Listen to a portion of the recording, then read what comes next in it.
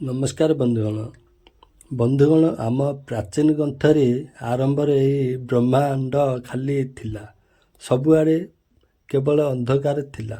ଏହାପରେ ଗୋଟିଏ ବଡ଼ ଶିବଲିଙ୍ଗ ପ୍ରକଟ ହେଲା, ଯାହାଦ୍ୱାରା ଏହି ସମ୍ପୂର୍ଣ୍ଣ ବ୍ରହ୍ମାଣ୍ଡ ଉର୍ଜାରେ ଭରିଗଲା। ଏହାପରେ ଏହି ବ୍ରହ୍ମାଣ୍ଡରେ ଅନେକ ପଦାର୍ଥର ନିର୍ମାଣ ହେଲା, ଯେଉଁଥିରେ ଜଳ, ଅଗ୍ନି, ବାୟୁ ଆଦି ସୃଷ୍ଟି ହେଲା। ତେବେ ଏହି ସବୁ ଜିନିଷରେ ବିଶ୍ୱାସ ଅଛି କି ଭଗବାନ ଶିବ ଶମ୍ଭୁଙ୍କର ବାସ ଅଛି। ସମସ୍ତ ବ୍ରହ୍ମାଣ୍ଡରେ କୋଣ କୋଣରେ ରହିଥିବା ଉର୍ଜା ଶିବ ହିଁ ଅଟନ୍ତି। ଶିବ ହିଁ ଆଦି ଏବଂ ଶିବ ହିଁ ଅନ୍ତ। ଆପଣ ଯେବେ ବି ପୂଜା କରିବାକୁ ବସନ୍ତି, ସେତେବେଳେ ଆପଣ କନେକ୍ସନ ଈଶ୍ୱରଙ୍କ ସାଥିରେ ହୋଇଥାଏ। ଈଶ୍ୱର ସର୍ବବ୍ୟାପୀ ଅଟନ୍ତି। ସମସ୍ତ ସଜୀବ ଏବଂ ନିର୍ଜୀବ ବସ୍ତୁରେ ତାଙ୍କର ବାସ ହୋଇଥାଏ। ଏହି ପ୍ରକାରରେ ଯେତେବେଳେ ଆପଣ ଅନ୍ତରାତ୍ମା ଭଗବାନଙ୍କ ସହ ଯୋଡ଼ି ହୋଇଯାଏ, ତେବେ ସେତେବେଳେ ଈଶ୍ୱରଙ୍କ ଆପଣଙ୍କୁ କିଛି ସଂକେତ ଦେଇଥାଏ। ବେଳେବେଳେ ଏହାକୁ ଆମେ ଜାଣିପାରନ୍ତି ନାହିଁ। ସର୍ବବ୍ୟାପୀ ସମସ୍ତ ଜୀବଜନ୍ତୁଙ୍କ ଦେହରେ ରହିଥାନ୍ତି। ଯେତେବେଳେ ଆମେ ତାକୁ ପୂଜା କରୁ ତ ପୁରା ପରିବେଶ ସକାରାତ୍ମକ ଭର୍ଜାରେ ଭରି ହୋଇଯାଏ ଏବଂ ଏହି କାରଣରୁ ଆମକୁ ଉତ୍ତମ ଅନୁଭବ ହୋଇଥାଏ। ଦୁଃଖ ବି ଖୁସିରେ ବଦଳିଯାଏ, କାରଣ ଏହି ସକାରାତ୍ମକ ଉର୍ଜା ହିଁ ପ୍ରଭାବଶାଳୀ ହୋଇଥାଏ। ଅନେକ ସମୟରେ ପାଠ ପଢ଼ିଲା ବେଳେ ମା ସରସ୍ୱତୀଙ୍କ ଧ୍ୟାନ କରିଥାଉ ତ ସେତେବେଳେ ଅଚାନକ ଆଖିରୁ ଲୁହ ଆସିଯାଇଥାଏ।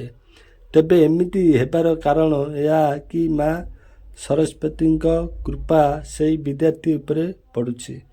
ଏହି ବ୍ୟତୀତ ଯେବେ ଆମେ ଈଶ୍ୱରଙ୍କ କିଛି କାହାଣୀ ଶୁଣିଥାଉ, ସେତେବେଳେ ଆମ ଆଖିରେ ଲୁହ ଆସିଯାଏ। ତେବେ ବନ୍ଧୁଗଣ, ଯଦି ଆପଣଙ୍କୁ ମଧ୍ୟ ଏହିପରି ଅନୁଭବ ହେଉଛି, ତେବେ ଏହାର କାରଣ ଈଶ୍ୱରଙ୍କ କୌଣସି ସଂକେତ ହୋଇପାରେ। ତେବେ ଆଜି ଏହି ପୋଷ୍ଟରେ ଆମେ ଏହି ବିଷୟରେ କହିବାକୁ ଯାଉଛୁ। ତେବେ ଆସନ୍ତୁ ଜାଣିବା। ଆଖିରେ ଲୁହ ଆସିବ ଅନେକ ସମୟରେ ଦେଖାଯାଏ। ଆପଣଙ୍କ ଈଶ୍ୱରଙ୍କୁ ପୂଜା କରିବା ସମୟରେ ଆପଣଙ୍କ ଆଖିରୁ ଲୁହ ଆସିଯାଇଥାଏ। ତେବେ ଏହା ହେବାର ସଂକେତ ହେଉଛି ଆପଣଙ୍କ ଆତ୍ମା ଈଶ୍ୱରଙ୍କ ସହ ଯୋଡ଼ି ହୋଇଯାଇଛି।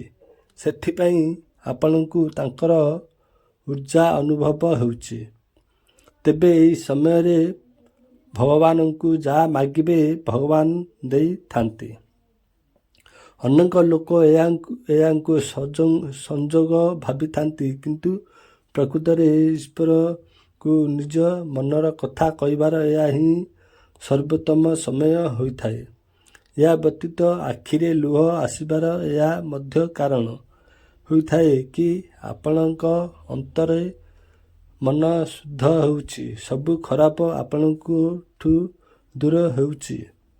ଜଳୁଥିବା ଦୀପର ଜ୍ୟୋତି ବଢ଼ିଯିବା ଅଗ୍ନି ପାଞ୍ଚତତ୍ତ୍ୱରୁ ଗୋଟିଏ ହୋଇଥାଏ। ସେଥିରେ ଭଗବାନ ଶଙ୍କରଙ୍କ ବାସ ହୋଇଥାଏ।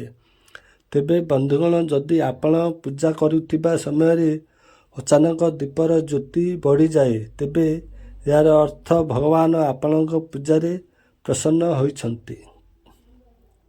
ତେବେ ଏହି ସମୟରେ ମନସ୍କାମନା କହିବା ଦ୍ୱାରା ଭଗବାନ ପୂରା କରିଥାନ୍ତି। ଧୂପର ଧୂଆଁ ଯଦି ଆପଣଙ୍କ ପୂଜା କରିବା ସମୟରେ ଆପଣ ଜଳେଇଥିବା ଧୂପର ଧୂଆଁ ଈଶ୍ୱରଙ୍କ ପଟକୁ ଯାଉଛି, ତେବେ ଏହା ବୁଝିଯିବା ଉଚିତ କି ଈଶ୍ୱର ଆପଣଙ୍କ ପୂଜାରେ ସନ୍ତୁଷ୍ଟ ହୋଇଛନ୍ତି। ଫୁଲ ପଡ଼ିଯିବା ଆପଣଙ୍କ ପୂଜାରେ କରୁଥିବା ସମୟରେ ଯଦି କୌଣସି ଫୁଲ ଭଗବାନଙ୍କ ମୁଣ୍ଡରୁ ଖସି ଆପଣଙ୍କ ପାଖରେ ପଡ଼ୁଛି, ତେବେ ଏହାର ଅର୍ଥ ଭଗବାନ ଆପଣଙ୍କ ପୂଜାରେ ସନ୍ତୁଷ୍ଟ ହୋଇଛନ୍ତି। ଗାଈର ଦୁଆରକୁ ଆସିବା ଯଦି ଆପଣ ମହାଦେବଙ୍କୁ ପୂଜା କରିବା ସମୟରେ କୌଣସି ଦିନ ପୂଜା କରିବା ସମୟରେ କୌଣସି ଗାଈ ଆପଣଙ୍କ ଘରର ଦୁଆର ପାଖକୁ ଆସିଯାଇଛି, ତେବେ ତାକୁ ଖାଦ୍ୟ ଦେଇ ପ୍ରଣାମ କରିବା ଉଚିତ। ଏହା ମଧ୍ୟ ଭଗବାନଙ୍କ ସଂକେତ ହୋଇଥାଏ। ଏହାଦ୍ୱାରା ଶୁଭ ଫଳ ମିଳିଥାଏ।